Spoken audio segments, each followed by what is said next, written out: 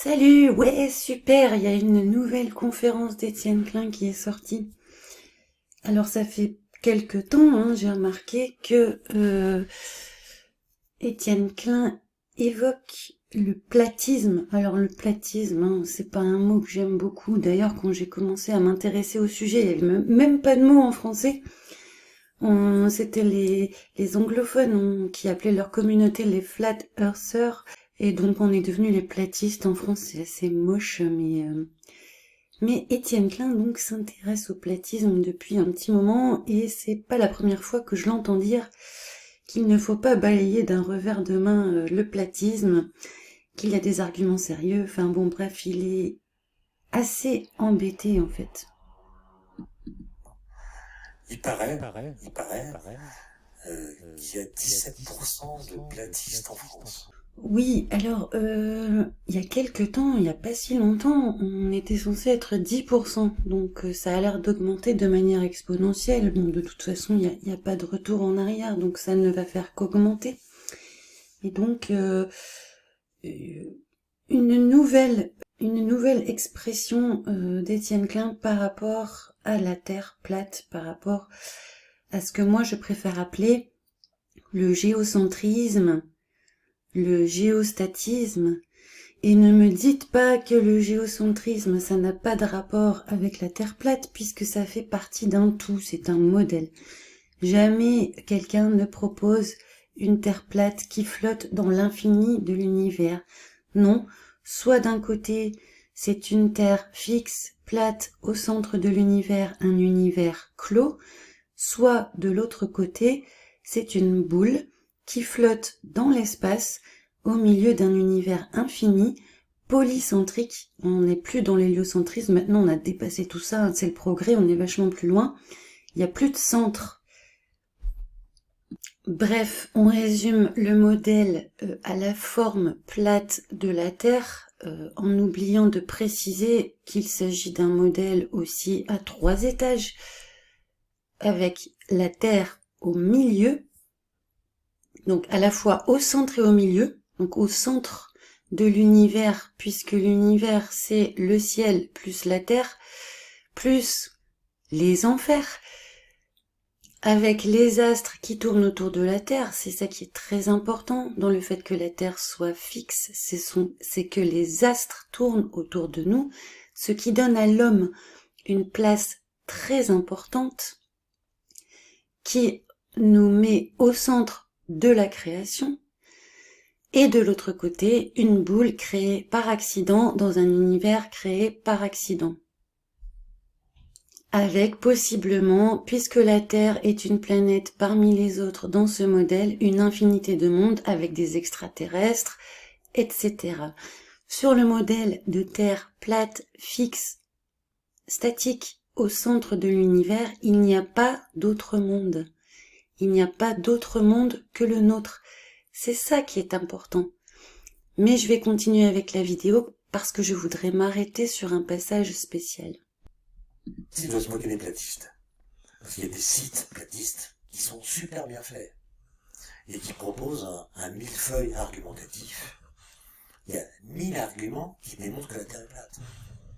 Et je pense que personne n'est capable spontanément de réfuter les 1000 arguments.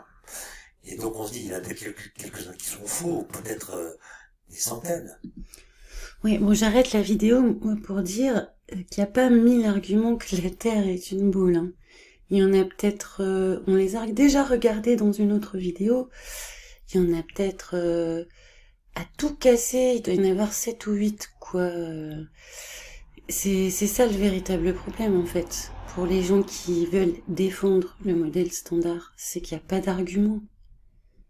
D'accord, donc ça donne l'impression que le platisme est une sorte d'hyper-rationalité qui permet à ceux qui adhèrent à cette thèse de se renarcissiser en se faisant croire à eux-mêmes qu'ils ont compris ce que le public moutonnier qui croit que la Terre est ronde n'a pas compris. Ouais, donc en fait, on se renarcissise en pensant que la Terre est plate. C'est vrai que moi, depuis quelques années, pour l'ego, ça n'a pas été terrible en fait de défendre cette idée. Je vous avoue que J'ai pas reçu beaucoup de témoignages d'admiration. Je dois certainement être moins admirée, moins écoutée qu'Étienne Klein en défendant que la Terre est plate. Je vous jure que pour la gloire, c'est pas terrible. Mais bon, ce serait une façon de se mettre en valeur, de se mettre en avant. Hein. Il va psychologiser en fait simplement l'opinion adverse. Hein, si l'autre ne pense pas comme Étienne Klein, c'est bien parce qu'il y a un problème psychologique derrière ça. Mais quand même, là, les platistes, enfin, je suis désolée, on voit la Terre, on a vu la Terre, on a vu des images de la Terre maintenant. Et c'est ça la preuve? Non, le truc important, c'est qu'on a su que la Terre est ronde bien avant de voir qu'elle est ronde. Voilà, c'est là où je voulais en venir, c'est un peu ce qui a provoqué mon envie de faire cette vidéo. C'est que je vois depuis quelque temps, en tout cas maintenant, d'un point de vue académique, la doxa, le discours, ça va être de dire, en fait, on a toujours su que la Terre était une boule. Ah, c'est tout nouveau, hein, c'est tout nouveau. Il y a quelques années, on nous disait, ben en fait, on savait que la Terre était une boule dans l'univers infini depuis l'Antiquité, avec les philosophes grecs, hein, puis on en cite quelques-uns, Pythagore, Aristote, etc. Et puis il y a une période obscure pendant le Moyen-Âge où catholicisme oblige. On est tombé vraiment dans l'ignorance la plus totale par rapport à la Terre en se fondant sur le modèle biblique. Mais là, le discours change complètement en ce moment. Ça fait plusieurs spécialistes comme ça de la vulgarisation scientifique qui nous disent en fait qu'on a toujours su, il n'y a jamais personne qui a imaginé que la Terre pouvait être faite selon le modèle biblique. On a toujours su que c'était une boule, en fait. Or, c'est totalement faux. Je vous laisse juste la suite et après je vais continuer sur ma lancée vite fait. C'est ça qui est intéressant, on n'a pas attendu les satellites. Oui, bien sûr, mais on en a la confirmation. Ouais, enfin les platistes ont des tas de théories qui permettent d'expliquer pourquoi quand même elle est plate. Et d'ailleurs, moi mes étudiants, Il ne va pas sur le terrain de la véracité des images de la NASA, vous remarquez. Hein. Ils avaient tendance à se moquer des platistes.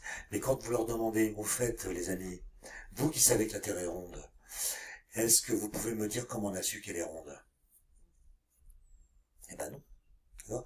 Et d'ailleurs, nous tous qui savons qu'elle est ronde, nous imaginons que l'humanité, pendant des millions d'années, a pensé qu'elle était plate, et tout d'un coup, révélation, elle est ronde. Ben ça, c'est faux.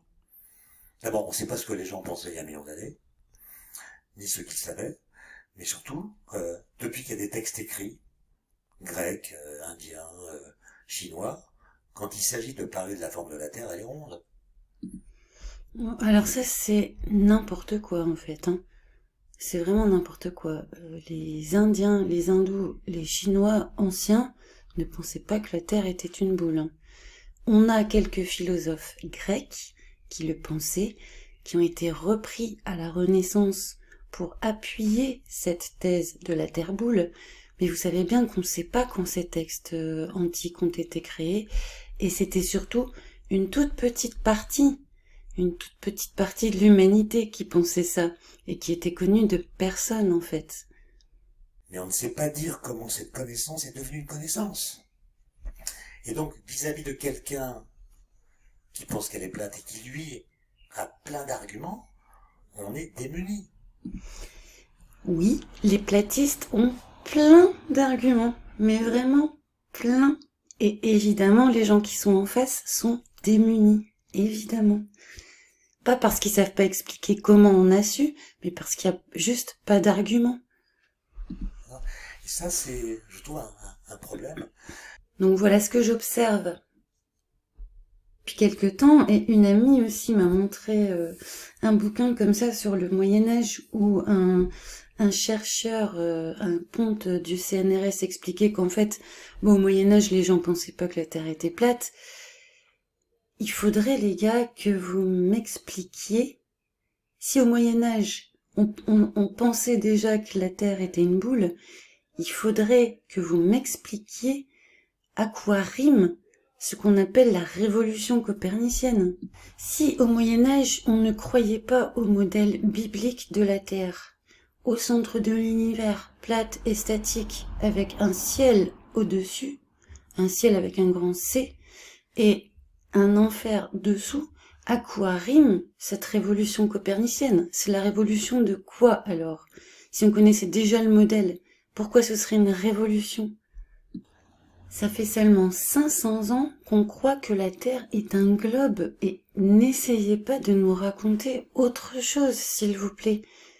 Donnez plutôt des arguments en faveur de ce globe. Donc là, on assiste à un moment où on est en train de réécrire l'histoire. Bientôt, cet article de Wikipédia n'existera plus, prenez-le en photo.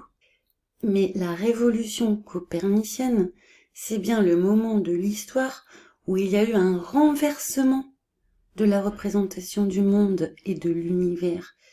Et ceci remonte au 15e, 16e, 18e siècle, avec à l'origine Copernic, Galilée et des gens qui ont repris des auteurs de l'Antiquité.